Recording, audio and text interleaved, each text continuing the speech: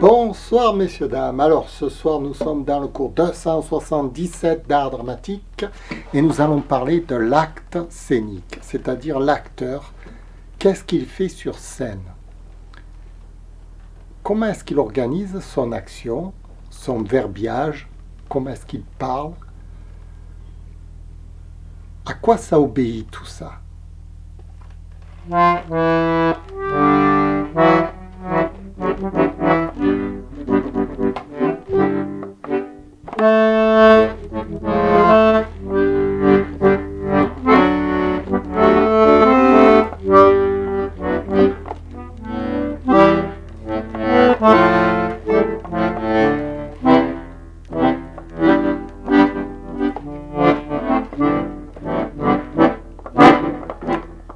Alors, comprenons bien les choses. Une activité, une scène de théâtre, vous voyez, vous en voyez une actuellement devant vous. Qu'est-ce que je suis en train de faire? Je suis en train de tapoter des touches sur un accordéon diatonique et en même temps, je suis en train de faire un cours d'art dramatique. Alors tout ça, c'est un exemple, mais à quoi ça obéit? Parce que fondamentalement, j'ai juste une vague idée de ce que je vais vous dire, mais j'ai travaillé très longtemps pour avoir cette vague idée. C'est, disons, je vais vous étaler ma théorie, ma méthode, comment je travaille, comment je suis arrivé à ces conclusions pour 30 ans de travail. Pratiquement. 30 ans de travail ininterrompu dans la recherche de l'acteur, de la comédie, comment j'arrive à jouer une scène de théâtre. Parce qu'au départ, quand on est un acteur débutant, qu'est-ce qu'on fait? On étudie la mise en scène, on étudie le texte, on étudie la pièce de théâtre, on étudie ce qu'on veut dire, et ensuite on obéit à toutes les règles qu'on a apprises.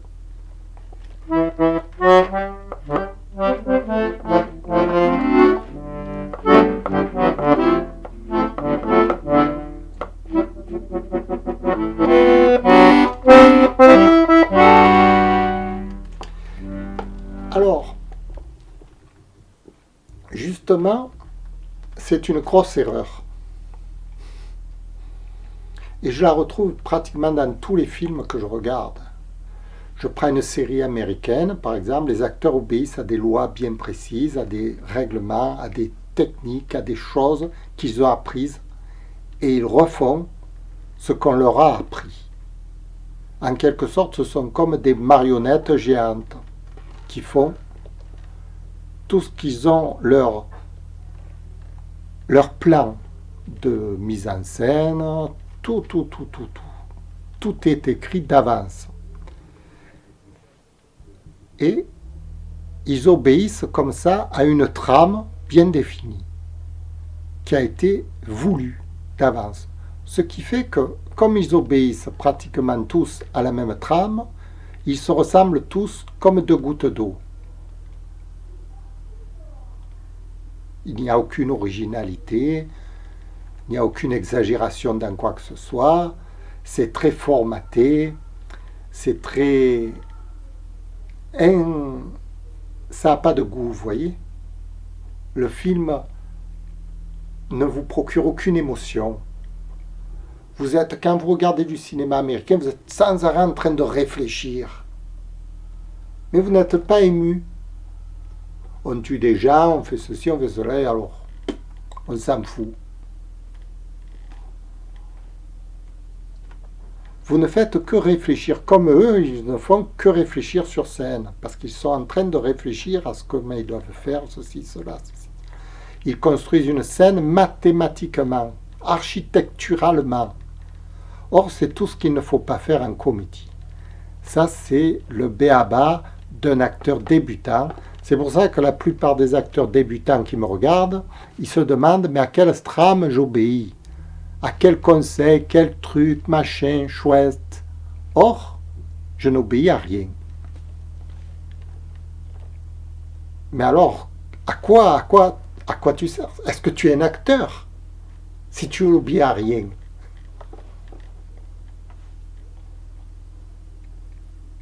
Et c'est tout là l'art de jouer la comédie.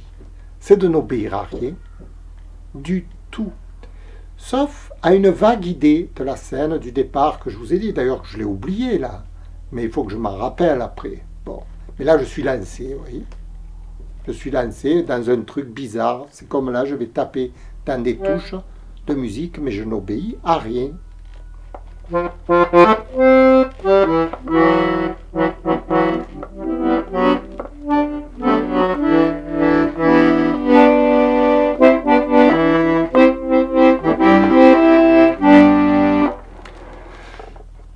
Pourquoi jouer la comédie de cette façon, tout à fait libre de tout? En fait, je suis libre de tout, sauf que j'ai une idée quand même de ce que c'est la comédie. C'est-à-dire que je ne vais pas faire n'importe quoi dans n'importe quelle circonstance. J'ai un schéma typique, c'est-à-dire, c'est pas un schéma typique, c'est des règles de... Disons, j'ai des règles qui ne sont pas les mêmes de celles d'un acteur débutant. Un acteur débutant ne peut pas avoir les règles que j'emploie moi. Parce que les règles que j'emploie moi ne sont possibles que si on a fait déjà tout un travail de formation. Là, j'en suis à la 30e année de formation. Vous voyez un peu le niveau. J'ai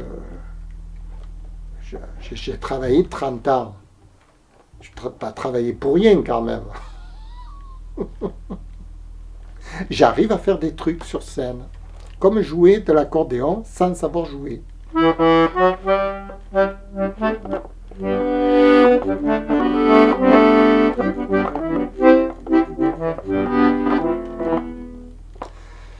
Je peux me le permettre. Je peux me permettre des choses ahurissantes sur scène que personne n'envisagerait. Il n'y a pas un acteur qui va vous faire une scène de théâtre en jouant d'un instrument qu'il ne sait pas jouer. Regardez à la télé, par exemple, prenez une série américaine, ils en ont fait des films, des centaines, des milliers, des centaines de millions. Il n'y a pas un acteur sur scène qui arrive avec un instrument et qui dit « je ne sais pas jouer de cet instrument » et je commence.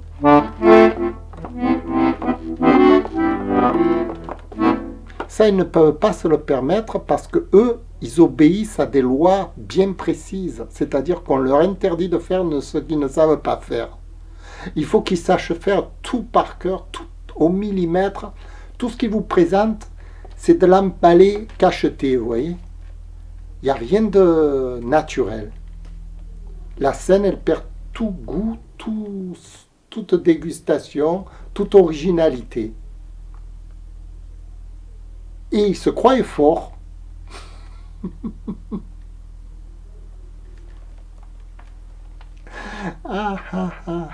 Pourquoi un acteur américain ne peut pas se permettre de jouer avec un instrument qu'il ne maîtrise pas? Pourquoi?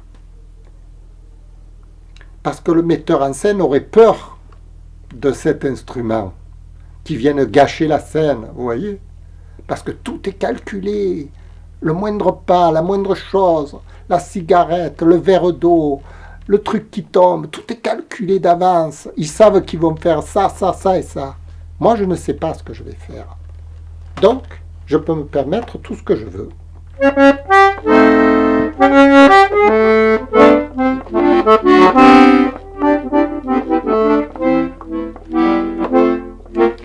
Et comme je peux me permettre tout ce que je veux, je suis original et magique. Je fais des trucs abracadabra que personne n'a jamais fait sur scène. Je me permets. C'est comme, j'allais dire, un joueur de football qui se permet de faire des trucs abracadabra sur scène, sur le match, vous voyez. C'est grâce à ces trucs abracadabra qu'il va faire des trucs extraordinaires sur le terrain, qu'on va s'émerveiller tout à coup.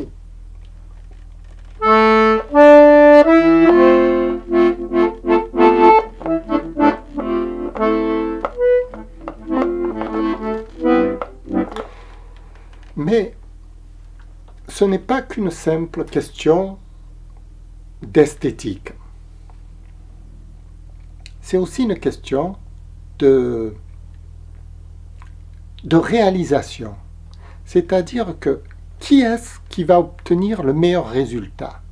Celui qui calcule tout, qui est un instinct. Par exemple, quelqu'un qui saurait très très bien jouer de l'accordéon sur scène, est-ce qu'il va obtenir un meilleur résultat que moi si moi je ne sais pas en jouer? Vous allez me dire, c'est évident, c'est lui qui va obtenir le meilleur résultat. Et moi je vous dis non, c'est pas vrai. Parce que l'improvisation musicale,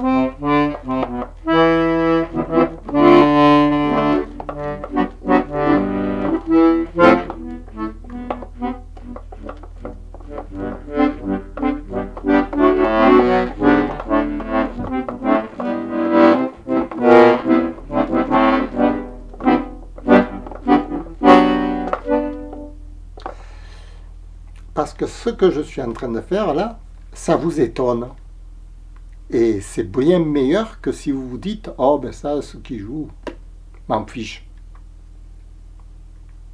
Parce que l'acteur, il doit quand même réussir une scène. C'est la réussite de cette scène qui va permettre de dire que c'est quelqu'un qui a bien joué. Et la réussite de la scène, à quoi elle obéit? Elle obéit à l'objectif que l'on s'est mis au départ. Parce qu'on avait un objectif. Au départ, quand j'ai commencé cette scène, je vous ai annoncé que j'allais faire un cours sur le 277, sur l'action scénique, c'est-à-dire comment on fait une scène, comment on organise, comment on travaille, comment on prépare une scène et comment on la joue. Alors, la préparation de cette scène que je suis en train de jouer devant vous, elle m'a mis 30 ans. Moi, j'ai mis 30 ans pour la préparer, cette scène que je suis en train de faire devant vous. Parce que il y a seulement 5 ans avant, j'étais incapable de faire ce que je fais là. Pourtant, j'avais déjà 25 ans de métier. Parce que je n'avais pas encore la capacité d'improvisation sur scène. Cette capacité d'improvisation, je l'ai acquise il n'y a pas longtemps, il y a 3-4 ans. Mais je peux me permettre cette improvisation parce que j'ai déjà fait tout le travail classique. C'est un peu comme le musicien. Il peut se permettre l'improvisation quand il a fait toutes ces gammes classiques. Un musicien extraordinaire qui improvise très bien, c'est un gars qui peut vous jouer du Chopin, qui peut vous jouer ce qu'il veut dans la musique. La musique n'a plus de secret pour lui. C'est pour ça qu'il peut se permettre des improvisations fabuleuses. L'acteur, c'est pareil. Avant d'improviser sur scène, il faut qu'il ait fait toutes ces gammes, il faut qu'il ait tout appris pour savoir qu'il y a des choses qui sont mauvaises à jouer sur scène, des choses qu'il ne faut pas faire. Et si vous n'avez pas appris le b.a.-ba, disons, de la comédie, vous ne pouvez pas savoir ce qui est bon et ce qui est mauvais. Ce qui fait que si vous improvisez, vous allez improviser aussi bien du mauvais que du bon, vous allez être anarchique. Anarchiste dans la scène, et ensuite vous allez tout prendre au hasard. C'est pas mauvais dans le sens, mais ça va vous porter tort à vous. Parce que, comme je vous ai dit, la scène que je joue là, elle se répercute sur ma vie de tous les jours. C'est-à-dire que le personnage que vous voyez là ne s'arrête pas quand je ferme la caméra. Il projette dans ma vie de tous les jours, une action, des conséquences graves, des conséquences qui peuvent être très graves même, ou très bénéfiques.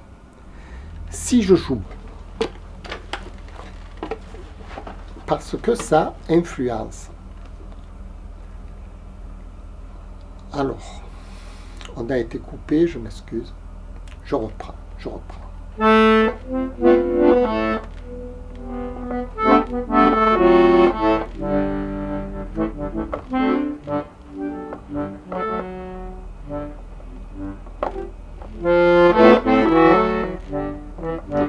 En fait, j'ai que 15 minutes. Ensuite, la caméra elle coupe tout de suite. Comme je ne vois pas le temps passer quand je vous parle, j'ai dû arriver aux 15 minutes. Alors, je disais que pour construire une scène, on peut la construire de plusieurs façons. Le débutant, le moyen, le très bon et l'excellent ne construisent pas la scène de la même façon. C'est pour ça que quand je vois quelqu'un sur scène, je sais comment il a construit sa scène et je sais l'âge qu'il a, sa formation d'acteur, en quelque sorte. Quand je vois par exemple du Fernandel, qui est un très très haut, une construction de scène excessivement élaborée, c'est pas la même construction qu'un gars qui a 5 ans ou 10 ans de formation, ou même 15 ans de formation, il est encore très loin. Fernandel, c'est du 30 ans, c'est du 40 ans, c'est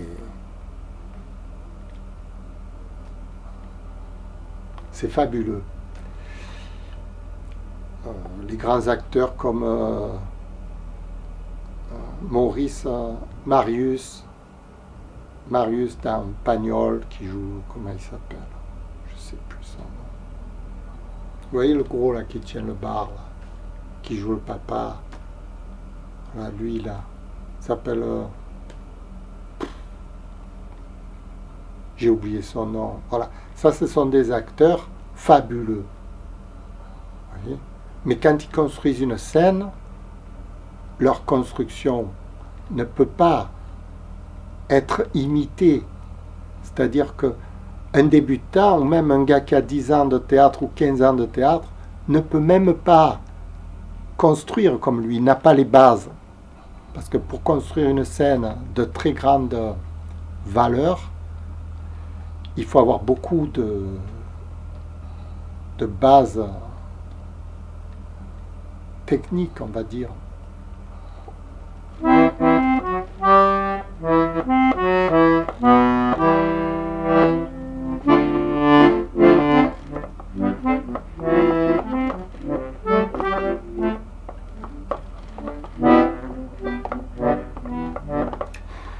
Et ces bases techniques vont vous servir pour tout faire dans la vie. Ne se contente pas juste à faire une scène correctement, une scène de théâtre. Et c'est là où c'est intéressant. Parce que les bases techniques de l'action se retrouvent dans toutes les actions de tous les jours. C'est-à-dire que si j'ai de très bonnes bases pour réaliser une scène de théâtre, j'aurai aussi de très bonnes bases pour réaliser tout ce que je fais dans ma journée. Je vais tout réussir aussi bien que ce que je fais devant la caméra. Parce que j'emploie la même technique d'action.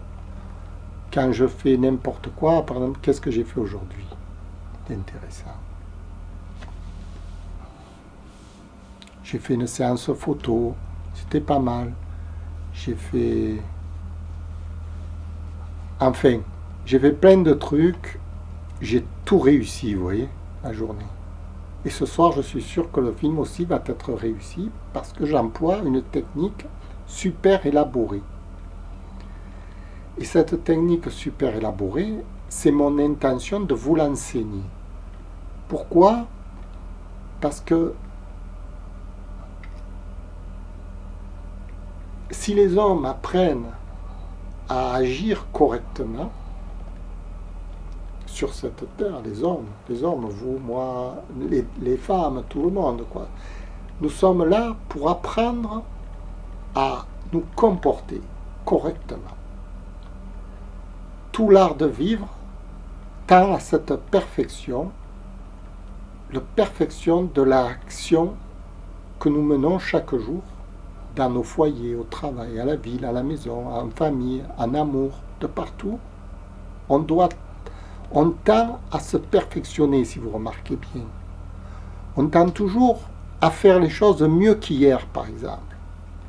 Vous n'avez jamais quelqu'un qui dit « Hier, j'ai réussi, mais aujourd'hui, je vais essayer de tout rater. »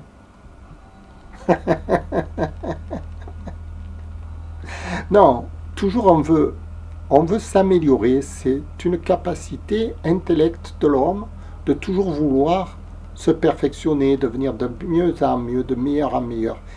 Et ce mécanisme, cette formation personnelle, elle obéit à certaines lois, à des lois qui sont à peu près compréhensibles. Et si vous comprenez ces lois, vous allez réussir ce que vous faites. Et justement, quand par exemple vous avez des gens qui ratent tout, ce sont ceux justement qui n'appliquent pas les lois de la réussite.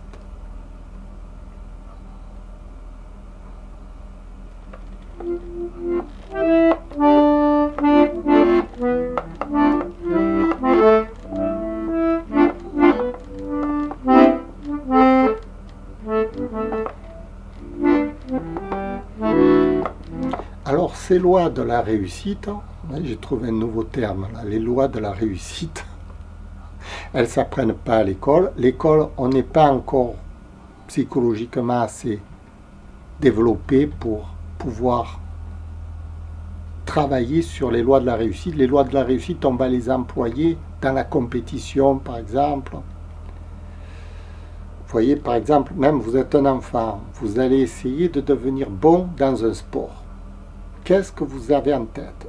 Vous vous dites, je vais répéter le geste et je vais encore m'améliorer, et techniquement et physiquement, et tout ça. Et qu'est-ce qui vous manque? Il vous manque encore l'intellect. Vous n'avez pas travaillé sur votre cerveau. Vous n'avez travaillé que physiquement, l'action. Or, l'action provient du cerveau. Le cerveau permet de réussir l'action physique. Le physique permet de réussir l'action que l'on a dans le cerveau. Mais l'enfant, si vous voulez, le gars à 20 ans ou à 30 ans, n'a pas encore travaillé son cerveau. Les lois de la réussite intellectuelle ne travaillent que physiquement, la technique manuelle, on va dire. Il lui manque encore tout le travail d'organisation. Je le sais, je suis passé par là.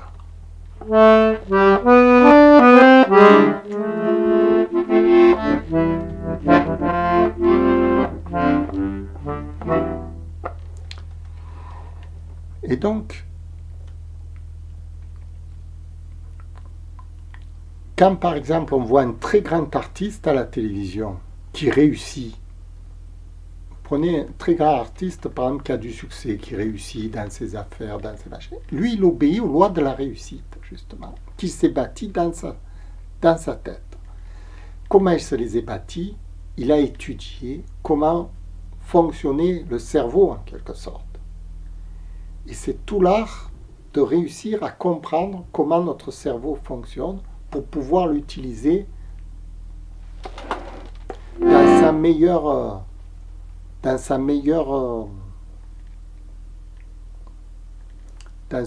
format, on va dire, dans son meilleur déroulement.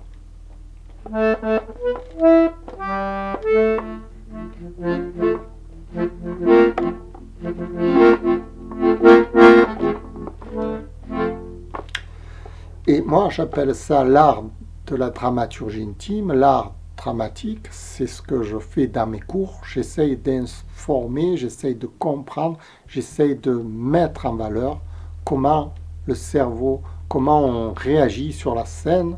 Parce que la scène, c'est un mini-laboratoire de la vie de tous les jours. C'est un peu une boîte à outils, une boîte... Pardon. C'est un peu comme un laboratoire vivant, un laboratoire dans lequel on fait des expériences. La scène de théâtre, c'est un laboratoire d'expérimentation, un peu comme un stade de football. Un stade de football, c'est aussi un laboratoire d'expérimentation pour les joueurs de football. Ils réalisent ensuite leurs gestes qu'ils ont appris dans toute la semaine pour réussir leur match.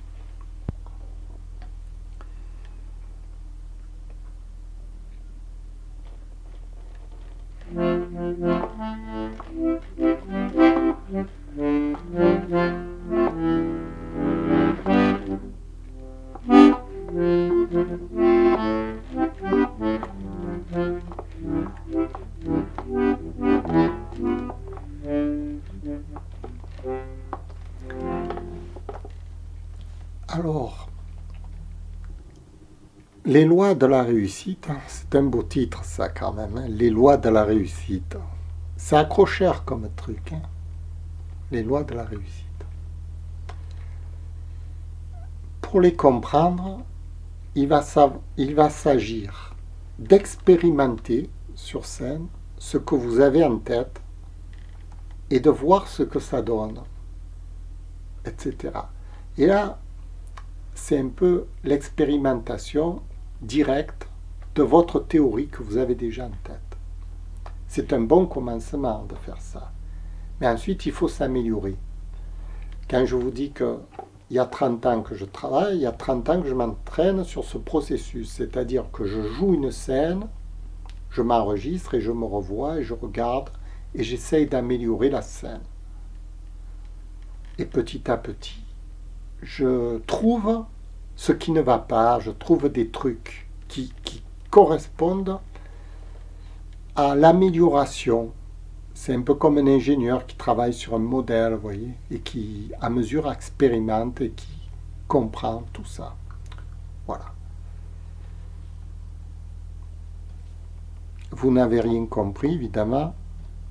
Ça, c'est que de la théorie que je vous ai dit. Je vous ai montré aussi de la pratique. La pratique, c'est, par exemple, quand je joue là, l'instrument.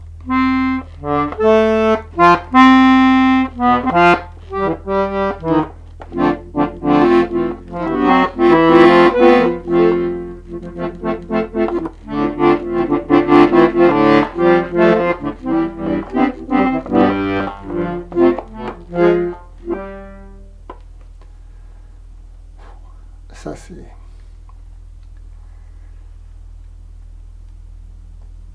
Et en même temps, c'est le cours que je donne.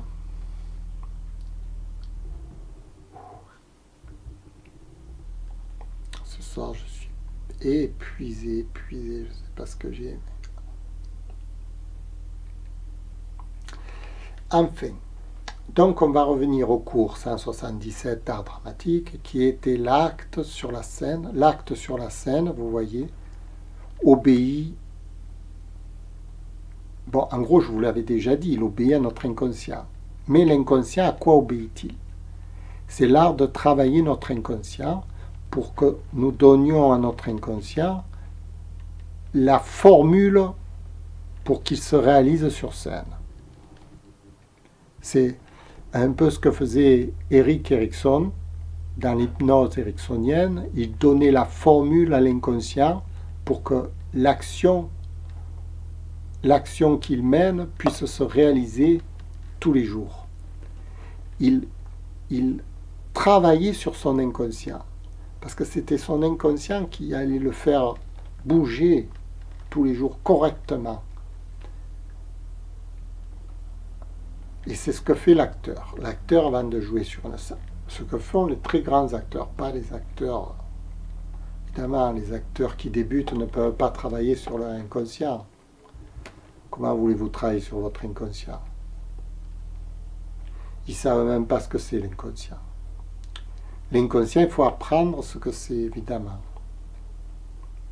Parce que là, c'est une drôle d'enquête qu'il va falloir faire, hein, pour trouver quelque chose qui n'existe pas. Parce que l'inconscient, dehors de la tête, il n'existe pas, nulle part. Hein. Quand on ne pouvait pas ouvrir le cerveau pour regarder où il est, il va falloir travailler sur des techniques d'observation. C'est ce que faisait Erik Erikson. Il faisait un travail d'observation sur son propre corps, sur sa propre pensée. C'est-à-dire, il se dit, si je pense ça, tiens, il se passe ça dans mon corps. Erik Erikson, il se disait, si je pense ça, il va se passer quelque chose dans mon corps. Et c'est ce qu'il regardait. Il passait son temps à observer les réactions qu'il avait physiques par rapport à ses pensées. Si je pense à telle pensée, tiens, il se passe ça dans mon corps. Mon corps réagit comme ça, par exemple. C'est bizarre. Suivant la pensée que vous avez, le corps tanque tout à coup. C'est pour ça que j'adore jouer de l'instrument. Je ne sais pas en jouer, mais suivant la pensée que j'ai, mon corps y réagit.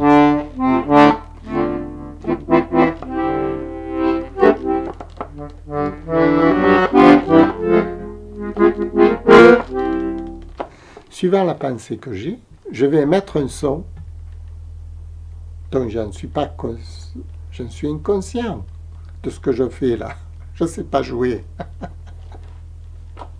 Pourtant, ma main joue toute seule. Comment vous l'expliquer?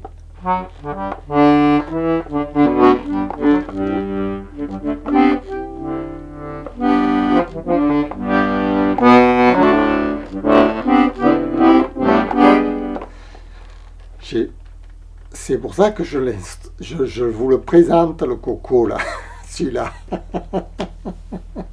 Parce que c'est l'expression de la pensée inconsciente qui me fait jouer, tout seul. C'est très intéressant. Après, je vais m'écouter, je vais me dire, ah, tu joues pas bien, là. Ah, là, c'est mieux, là. Ah, ah, ah, là, c'est bien, là. Là, je vais dire, non, là, ça ne me plaît pas. À quoi tu pouvais penser quand tu as joué cette merde?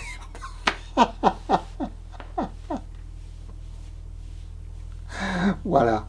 Écoutez, je vous remercie de m'avoir écouté. J'ai fait des films comme ça, un peu coupés de temps en temps, mais je reprends chaque fois derrière. J'espère que vous avez un peu avancé dans votre recherche, que tout se passe dans l'inconscient et que c'est cet inconscient qu'il va falloir l'éduquer. Très important, l'éducation de son inconscient. Et on ne l'éduque pas avec n'importe quoi. C'est-à-dire que si vous allez avoir des pensées, disons obsessionnelles, il y a des types qui pensent qu'à une chose toute la journée.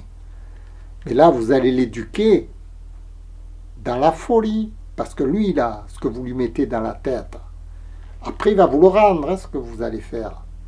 Après, il va vous faire agir en rapport de ce que vous lui mettez dedans. Là. Et comme si vous lui mettez des choses, pas très catholiques,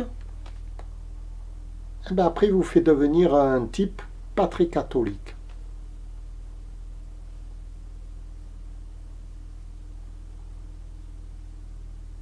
C'est pour ça qu'on a inventé la morale, l'Église, la religion, pour inculquer au cerveau des gens des choses catholiques, de façon à ce qu'ils se comportent correctement. Et dans toutes les religions, c'est pareil. On inculque le cerveau aux gens de choses bienfaisantes.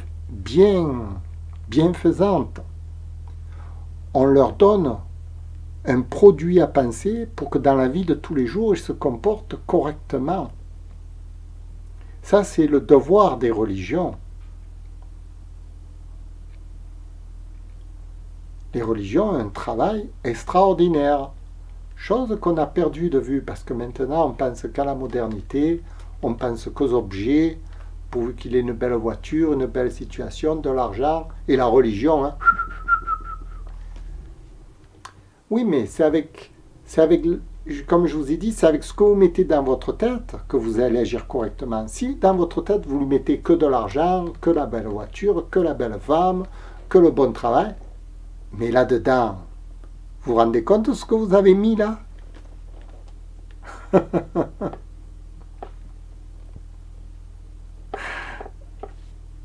Vous pouvez aller que mal, vous voyez?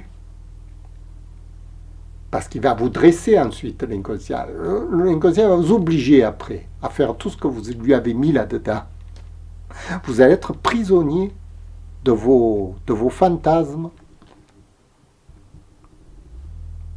C'est là où vous vous réveillez après à 60 ans, 70 ans, en vous disant « Mais ma vie, j'ai pas fait ma vie. » Sûrement, tu l'as pas faite ta vie, puisque tu as obéi qu'à tes idées premières de jeunesse.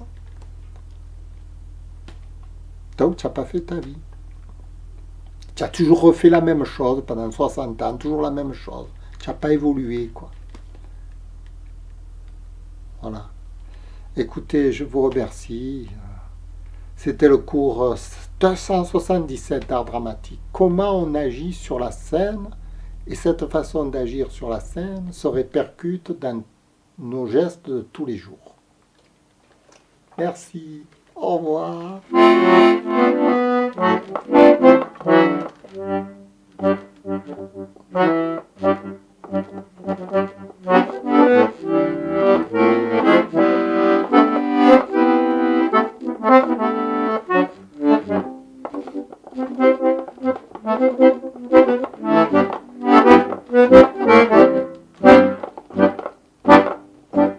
Merci, au revoir.